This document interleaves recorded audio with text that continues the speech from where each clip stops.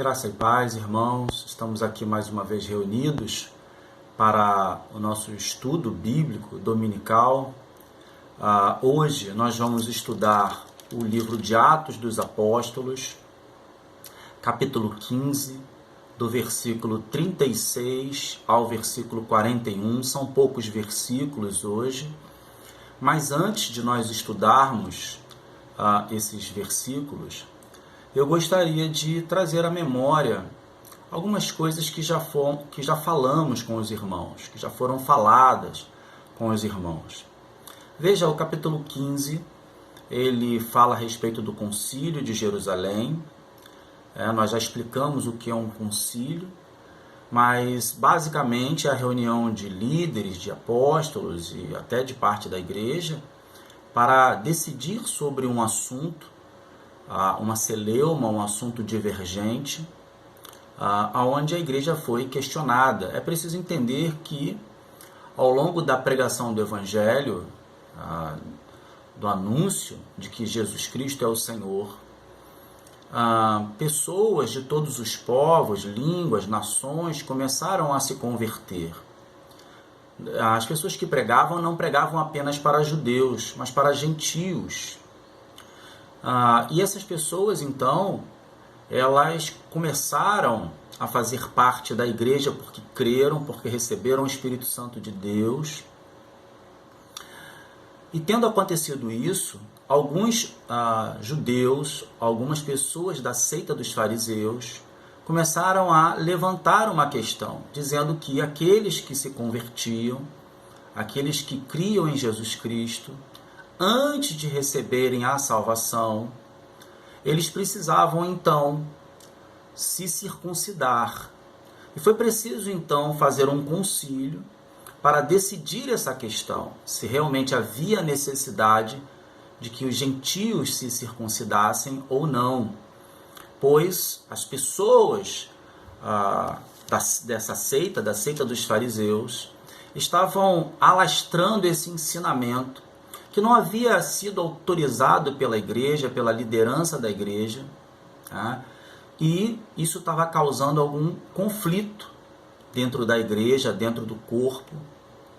E era preciso decidir então, compreender então, buscar no Senhor a resposta, se havia ou não necessidade de que aqueles que não se circuncidaram precisavam se circuncidar ou não.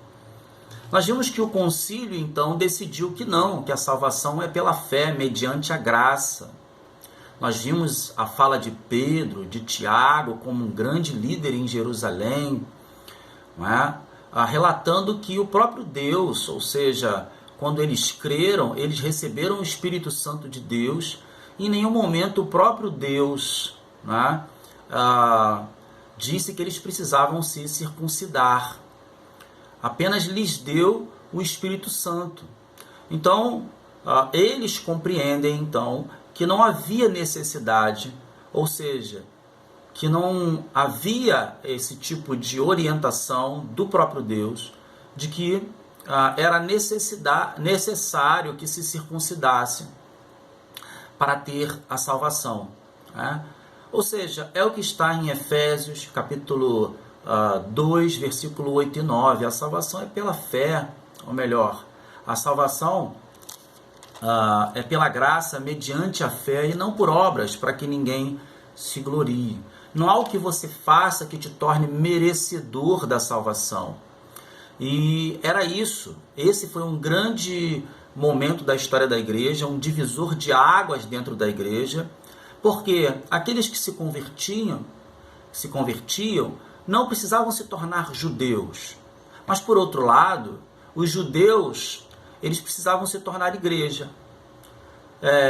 Eles precisavam entender que a salvação era pela graça. É graça de Deus, é favor imerecido, mediante a fé. Então, aqui há um divisor de águas. Aqui a igreja ela está tomando o seu rumo, e aqueles que querem ser igreja precisam entender que a salvação é somente pela graça mediante a fé. E é isso que o Concílio de Jerusalém basicamente compreende. Não é? Ele dá sim uma orientação para as pessoas que se converteram, para a igreja, e a orientação que ele dá, além dessa, de que não havia necessidade de circuncidar-se, está lá no versículo 20 do capítulo 15, eu vou ler aos irmãos, e apenas para relembrar aquilo que nós já falamos, em função da importância desse capítulo, o capítulo 15, ele é muito importante, e nós precisamos compreender claramente esse capítulo. Diz assim o capítulo 15, versículo 20: Ao contrário, devemos escrever a eles, dizendo-lhes que se abstenham de comida contaminada por ídolos, ou pelos ídolos, da imoralidade sexual, da carne de animais estrangulados e do sangue. Ou seja, a orientação que a igreja dá a esses irmãos que não são judeus é exatamente essa. É isso que toda a igreja precisa fazer, porque isso aqui atrapalharia a comunhão da igreja. Tá? Então, para que não haja nenhum tipo de impedimento na comunhão entre os irmãos, essa decisão é tomada. E tomada essa decisão, era preciso fazer o comunicado de que não havia necessidade de se circuncidar, porém, era preciso se abster da comida contaminada pelos ídolos, da imoralidade sexual, da carne de animais estrangulados e do sangue. E então, agora sim, a igreja é quem vai fazer o comunicado oficial, e a igreja vai enviar alguns irmãos com uma carta. Não basta enviar os irmãos para falarem, para comunicarem verbalmente, mas eles vão levar uma carta. Nessa carta vai estar escrito o que foi decidido no Concílio de Jerusalém, além dos irmãos que são irmãos líderes, que são irmãos que fazem parte do corpo. Veja o que diz o versículo 22 do capítulo 15. Então os apóstolos e os presbíteros, com toda a igreja, decidiram escolher alguns dentre eles e enviá-los a Antioquia com Paulo e Barnabé. Escolheram Judas, chamado Barsabás, e Silas, 2 líderes entre os irmãos. Com eles enviaram a seguinte carta, que eu não vou ler a carta porque nós já lemos isso, mas basicamente a carta vai falar a respeito de algumas pessoas que perturbaram ou transtornaram a mente de vocês ou desses irmãos que lá estavam, né, dizendo exatamente isso, que eles precisavam se circuncidar, não é? E senão eles não tinham como receber a salvação do Senhor. Então o concílio ele se formou para decidir a respeito desse assunto, pegar a orientação de Deus e decidir, e não só decidir, mas também compartilhar a decisão através desses irmãos, que agora eles estão levando a carta, né? E é claro, vamos ver então como os irmãos da igreja de Antioquia, ou seja, para onde Paulo e Barnabé, junto com o irmão Judas, chamado Barsabás, e Silas, esses líderes, foram enviados, né, e levaram a carta para comunicar à igreja a decisão, como eles se sentiram com o comunicado dessa liderança. Versículo 31, capítulo 15. Diz assim a palavra do Senhor: Os irmãos a leram e se alegraram com a sua animadora mensagem. Então, tendo feito esse comunicado, os irmãos leram a orientação da igreja de Jerusalém, onde estavam os apóstolos e alguns líderes. Essa igreja de Jerusalém não só mandou a carta, mas se preocupou em quem levaria a carta. Paulo e Barnabé, não é? E alguns líderes, para que, quando a igreja em Antioquia recebesse a carta, ela compreendesse, né, a decisão tomada. E então, lendo a carta, eles se alegraram. Agora sim, amados, nós vamos falar a respeito do capítulo 15, versículo 36, que seria a aula de hoje. Tá? A aula de hoje ela tem poucos versículos, mas ela é muito interessante, porque nós vamos ver aqui que antes houve um problema doutrinário. Nós acabamos de falar sobre ele, é por isso que eu voltei no início do capítulo 15.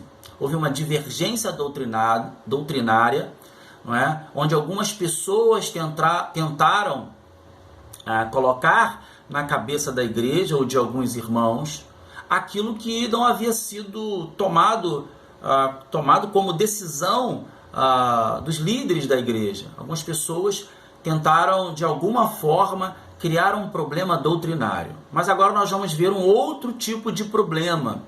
Tá? Versículo 36 ao 41. Agora sim é a aula de hoje, amados. Diz assim a palavra do Senhor. Capítulo 15, versículo 36.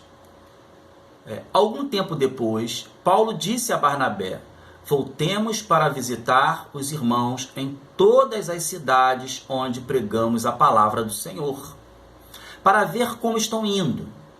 Barnabé queria levar João, também chamado Marcos. Mas Paulo não achava prudente levá-lo, pois ele havia abandonado-os na Panfilha, não permanecera com eles no trabalho. Tiveram um desentendimento tão sério que se separaram. Barnabé, levando consigo Marcos, navegou para Chipre. Mas Paulo escolheu Silas e partiu, encomendado pelos irmãos à graça do Senhor. Passou então pela Síria e pela Cilícia, fortalecendo as igrejas. Amados, veja que interessante. Paulo e Barnabé, eles fizeram a primeira viagem missionária. Nessa viagem, eles resolveram levar João Marcos. Porém, chegando na Panfilha, João Marcos ele decidiu voltar para Jerusalém. Ele abandona a viagem missionária. E Paulo e Barnabé, eles seguem a viagem missionária. Agora, Paulo ele procura Barnabé, preocupado com as igrejas que foram fundadas nessa viagem missionária, as pessoas que se converteram. Não estou falando de templo, de lugar, eu estou falando das pessoas. Não é?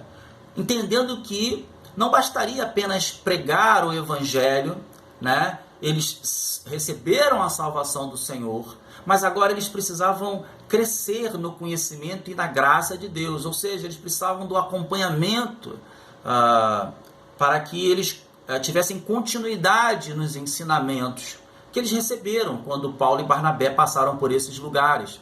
Paulo, então, ele procura Barnabé justamente para dar início, então, à segunda viagem missionária, onde ele voltaria aos lugares por onde eles passaram, para fortalecer, exortar, continuar ensinando, corrigir problemas, para dar orientações, para compartilhar da palavra de Deus mais uma vez. É interessante pensar que Paulo e Barnabé, eles não eram só missionários, eles eram pastores. Eles estavam preocupados com o rebanho, estavam preocupados com as ovelhas que eles geraram, né? Ou seja, que o próprio Deus gerou através deles. O cuidado, a continuidade no trabalho.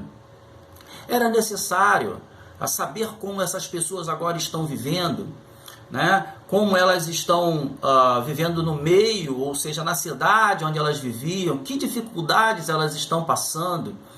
Era necessário que esses dois homens de Deus que pregaram a palavra do Senhor nessa primeira viagem missionária retornassem então a esses lugares para fortalecer, para exortar, enfim, para dar continuidade no trabalho. Né? Isso nos mostra então quão é importante quando você prega a alguém, né? Esse alguém crê na palavra de Deus, dar continuidade. Essa pessoa precisa agora crescer no conhecimento do Senhor, ela precisa ler a palavra de Deus, ela precisa cada dia mais se aproximar do Senhor através da leitura bíblica, através da oração, através da comunhão entre os irmãos. Essas pessoas precisam amadurecer na fé, amados.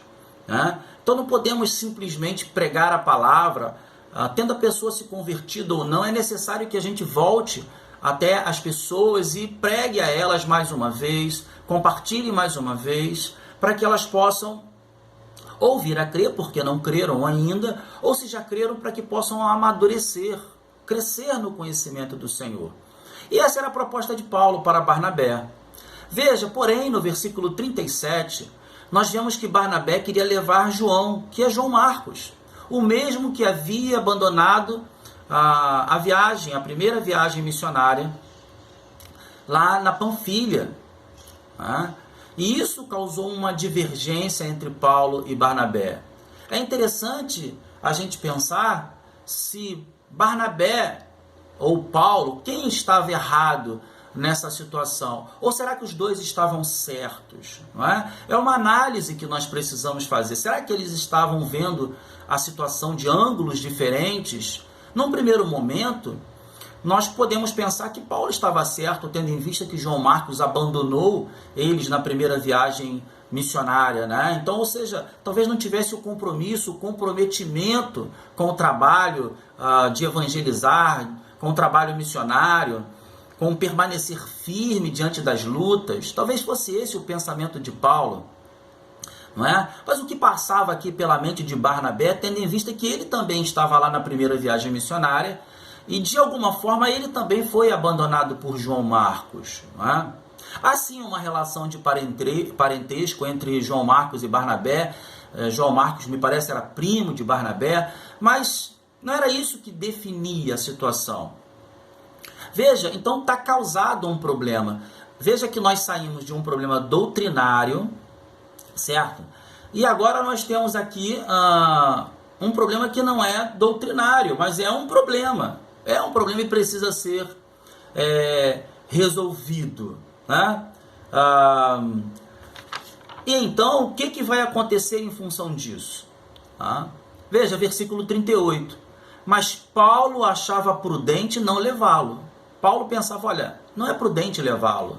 Né? Talvez porque, como eu já disse, ele não tenha demonstrado o compromisso necessário para poder fazer a viagem missionária, tendo em vista que ele nos abandonou. Né? Paulo achava que não era prudente, pois ele havia abandonados na Panfilha, não permanecera com eles no trabalho. Veja que isso causou um desentendimento, versículo 39, tão sério que se separaram. Amados, Barnabé e Paulo, eles fizeram a primeira viagem missionária juntos. Passaram pelas lutas e pelas dificuldades juntos. Mas agora um novo problema, um problema onde havia uma divergência de compreensão em função de João Marcos, faz com que esses dois homens se separem. Isso tudo porque ia se dar início à segunda viagem missionária, né? E porque João Marcos havia abandonado a primeira viagem missionária lá na Panfilha. Veja, versículo 40. Mas Paulo escolheu Silas e partiu, encomendado pelos irmãos à graça do Senhor. Passou então pela Síria e pela Cilícia, fortalecendo as igrejas. Porém, Barnabé levou consigo Marcos e navegou para Chipre. Amados, é interessante a gente pensar que esses irmãos, né, quando eles fizeram a primeira viagem missionária, eles fizeram exatamente o que está lá em Mateus 28, capítulo 19, versículo 20. Não há necessidade de você abrir sua Bíblia, eu vou ler para os irmãos, mas diz assim, Mateus 28, 19 e 20. Portanto, vão e façam discípulos de todas as nações, batizando-os em nome do Pai, do Filho e do Espírito Santo. Versículo 20. Ensinando-os a obedecer a tudo o que lhes ordenei, e eu estarei com vocês até o fim dos tempos. Ou seja, eles fizeram discípulos, mas os discípulos, eles precisam receber acompanhamento, eles precisam continuar recebendo ensinamentos. Não basta apenas pregar para um discípulo uma única vez e ele tendo se convertido. Agora é preciso dar o acompanhamento, ele permanece sendo discípulo. E você precisa, então, ajudá-lo a amadurecer no conhecimento do Senhor. A proposta da segunda viagem missionária era basicamente essa: voltar e ver a igreja que havia sido fundada e ajudá-los a amadurecer, a crescer na fé, né? A conhecerem mais ao Senhor. Veja, também na carta aos Efésios, capítulo 4, a partir do versículo 11 ao 13, não precisa também você abrir, diz assim a palavra do Senhor: e ele designou alguns para apóstolos, outros para profetas, outros para evangelistas, outros para pastores e mestres, com o fim ou com a finalidade de preparar os santos para a obra do ministério, para que o corpo de Cristo seja edificado. E o corpo de Cristo estava sendo edificado nesse momento, até que todos alcancemos a unidade da fé e do conhecimento do Filho de Deus, e cheguemos à maturidade, atingindo a medida da plenitude de Cristo. Então, a proposta de Paulo a Barnabé é que eles pudessem voltar a todos os lugares por onde eles passaram e ajudar esses irmãos a permanecerem na unidade da fé, a crescerem no conhecimento do Filho de Deus, para que eles pudessem chegar à maturidade, atingindo a medida da plenitude de Cristo. Por isso eles querem retornar e fazer a segunda viagem missionária. Essa é a proposta. Porém, há essa divergência, não é? Onde Paulo ele é mais duro, Paulo é mais rígido, dizendo: não vamos levar João Marcos, porque ele nos abandonou na primeira viagem missionária. Porém, Barnabé diz: não, vamos levar. E em função dessa divergência, há uma separação entre eles. E então Paulo segue com Silas e Barnabé vai seguir com João Marcos. É importante saber que lá em Atos capítulo 13, versículo 13, nós vamos ver o momento onde João Marcos abandona Paulo e Silas na viagem e ele volta para Jerusalém, né? E aqui aqui nós vemos que Barnabé queria levar, mesmo assim, João Marcos. Amados, é preciso que a gente entenda que Paulo ele tem uma visão realmente mais rígida, mais dura, mais severa quanto à atitude de João Marcos. E que Barnabé não tem essa visão. É preciso entender que na primeira viagem missionária, nós tivemos problemas doutrinários que foram resolvidos através do concílio de Jerusalém. Problemas doutrinários que queriam atrapalhar a comunhão da igreja. Aqui nós estamos vendo a hora em que chega a segunda viagem missionária, onde Paulo então procura Barnabé para refazer a viagem, para fortalecer os irmãos, para ajudá-los a permanecerem na unidade da fé, para que eles amadureçam, para que eles cresçam. Veja, mas aqui nós também temos um impasse, né? E esse impasse também precisa ser resolvido e é resolvido depois, não é? Nós vamos ver que depois o próprio Paulo vai pedir para que João Marcos se junte a eles. Mas o que eu quero que você pense é o seguinte: Paulo pensava que João Marcos poderia fazer, Paulo talvez pensasse o que João Marcos poderia fazer para o reino nesse momento, né? Uma vez que ele abandonou a igreja, uma vez que ele, diante das dificuldades, ele voltou para Jerusalém e abandonou a igreja. A visão de Paulo talvez fosse essa: o que será que João Marcos pode fazer para o reino, tendo em vista que quando ele teve a oportunidade, ele abandonou a igreja? Porém, talvez a visão de Barnabé, pensava justamente o contrário. O que o reino de Deus pode fazer por João Marcos? Você entende isso que eu estou dizendo?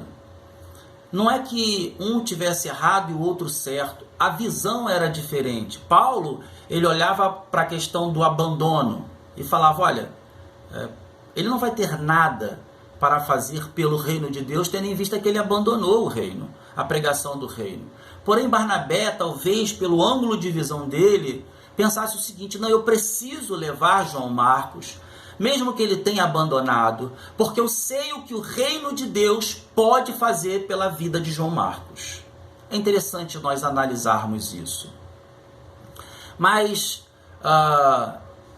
o próprio texto diz, então, que Barnabé leva João Marcos com ele e Paulo leva Silas e eles vão para lugares diferentes. Amados, é claro que nós podemos proclamar o Evangelho e estamos trabalhando para o reino de Deus, né? E o reino de Deus, ou o corpo de Cristo tem crescido, né, através da pregação da palavra, e nós temos trabalhado para o reino. Mas é verdade que o reino de Deus também trabalha em nós, não é?